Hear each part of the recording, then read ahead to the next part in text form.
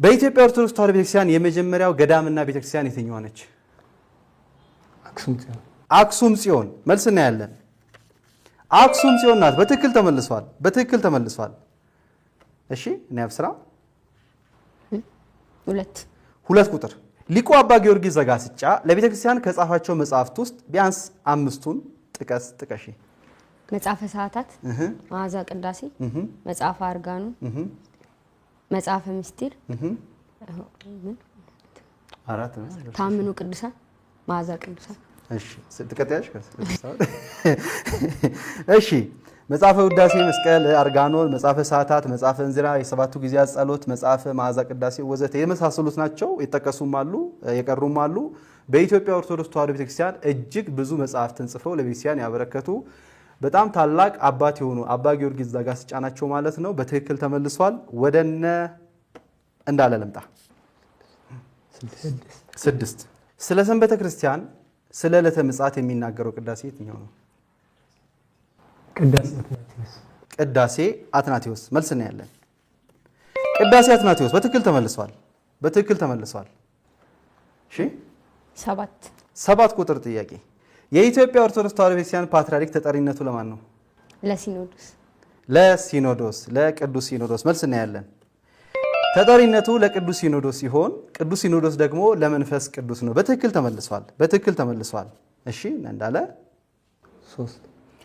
3 በሀገራችን በኢትዮጵያ ጥምቀት ታቦት ወጥቶ መከበር የተጀመረው መቼ ነው? በ5ኛው መቶ ክፍለ ዘመን በአፄ ገብረ መስቀል። እሺ በ5ኛው መቶ ክፍለ ዘመን በአፄ ገብረ መስቀል። መልስ ነው ያለን። በ5ኛው መቶ ክፍለ ዘመን በአፄ ገብረ መስቀል ዘመን። በትክክል ተመልሷል።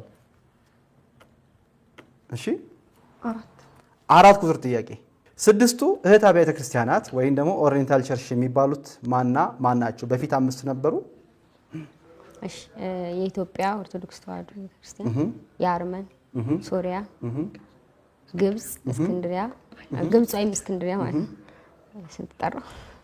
4 አርመን ጠራሽ፣ ሶሪያ ጠራሽ፣ የኢትዮጵያን ጠራሽ፣ ግብጽ ጠራሽ።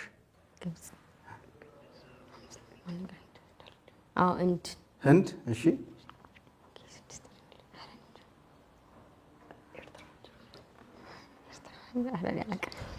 እሺ መልስ እናይ። ትክክል ከሆናቸው 6 ያው በቅርብ ጊዜ ነው 5 የተባሉ ናቸው የሚታወቁት እነማን ናቸው የሚለው እናያለን። ኢትዮጵያ፣ ግብጽ፣ እስክንድሪያ፣ ህንድ ማላንካራ፣ ሶሪያ እንዲሁም ደግሞ አርመን። ያው ኤርትራ አሁን እንደ 6ኛ ስለተቆጠረች 6 እንላለን፣ ግን የሚታወቁት 5 ናቸው። ሙሉ ነጥብ እንሰጣቸዋለን። እሺ 10 ቁጥር ቤተክርስቲያን ስንት ክፍሎች አሏት? ምንድን ናቸው? በጣም የመጀመሪያ ጥያቄ ቀላል ጥያቄ ሆነ አይደል? እሺ 3 አሉ። መቅደስ፣ ቅድስትና ቅኔ ማህሌት። እሺ መቅደስ፣ ቅድስት፣ ቅኔ ማህሌት 3 ናቸው ይላል። መልስ ነው ያለን። መቅደስ፣ ቅድስት፣ ቅኔ ማህሌት በትክክል ተመልሰዋል።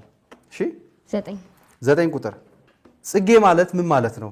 ማለት ጽጌ ማለትስ ምን ማለት ነው?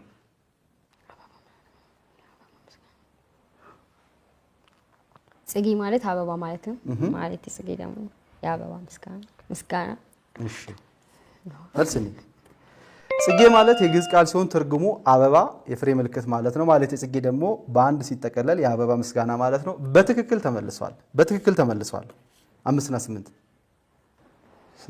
8 ከመስከረም 17 እስከ 25 ያለው ሳምንት ምን በመባል ይታወቃል?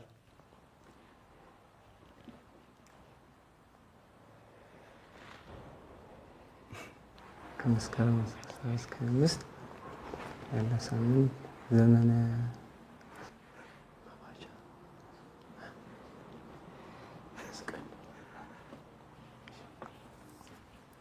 መስቀል የመስቀል ነገር ስለሚነገርበት ዘመነ መስቀል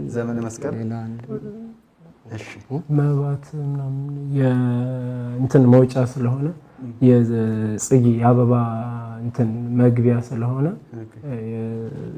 ሰሞነ ጽጌ መግቢያ ስለሆነ የዘመነ ጽጌ መግቢያ ስለሆነ መባቻ የትኛውን እንያዝ? ዘመነ መስቀልና ዘመነ ጽጌ? ዘመነ ጽጌ አላልኩም። የዘመነ ጽጌ መባቻ እኮ የትኛው ሀው ሁለቱ የተለያዩ ስለሆኑ የተለያዩ አይደለም። መባቻ የዘመነ መስቀል 16 አይደለ? ዘመነ መስቀል መስቀል ክብረ በዓል በደቡብና ማለት አሁን በሁለት ባህሎች መሀል እኮ እንዳንሆን ብለን አይ ጥሩ እኮ መታችሁ። አሁን ጥሩ መታችኋል። ሁለቱ አሁን ወይ የጽጌ እንያዘው ወይስ የመስቀል እንያዘው? ሁለቱ የተለያዩ ናቸው። መባቻ የጽጌ መባቻ ወስን ተናገር። አይ ሁለቱም እንትን ናቸው። አይ ሁለቱም መልስ አይሆኑ። ለምን መሰለክ? አሁን አንድ መልስ ነው ያለው። የጽጌ ራሱን የቻለ ያው ከስንት ነው እስከ ህዳር 6 አለ አይደል? የጽጌ መባቻ ነው ያለው። የጽጌ መባቻ። ስለዚህ የጽጌ መባቻና ዘመነ መስቀል አይ አይደለም። አንድ ሳምንት ባለቤሲያናችሁ ይታወቃልና አንዱን እንያዝ። መስቀል። እሺ መልስ እናያለን። ከሰኔ 26 እስከ መስከረም 25 ዘመነ ክረምት እየተባለ የሚጠራ ሲሆን እንዲሁም ከመስከረም 17 እስከ 25 ስለ ነገረ መስቀሉ የሚነገርበት የሚሰበክበት የሚዘመርበት በመሆኑ ዘመነ መስቀል እየተባለ ይጠራል ይላል። በትክክል ተመልሷል። በጣም ኤክስ ለመግባት በጣም ፈልጋልና በቤተክርስቲያናችን ደግሞ ዘመነ ጽጌ ከመስከረም 26 እስከ ህዳር 6 አይደል?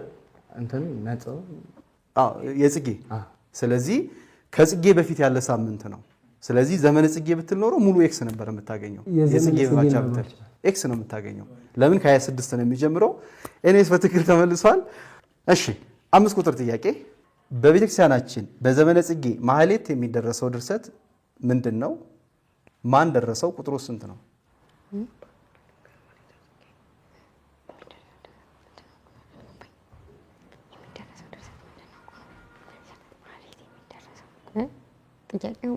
የሚደረሰው ድርሰት ምንድን ነው? ማን ደረሰው? ቁጥሩ ስንት ነው?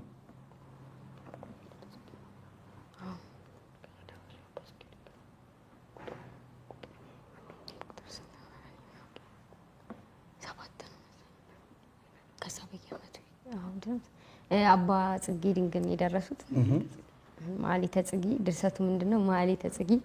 ቁጥሩ ስንት ነው? 7 ይመስላል። ቀለሞቹ 7 ስለሆኑ። እሺ መልስ። እሺ ቁጥሩ 7። እሺ መልስ።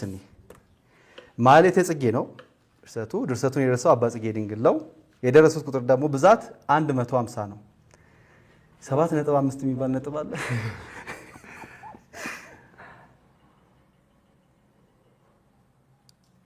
ግማሽ ነጥብ ነው የምንሰጣቸው።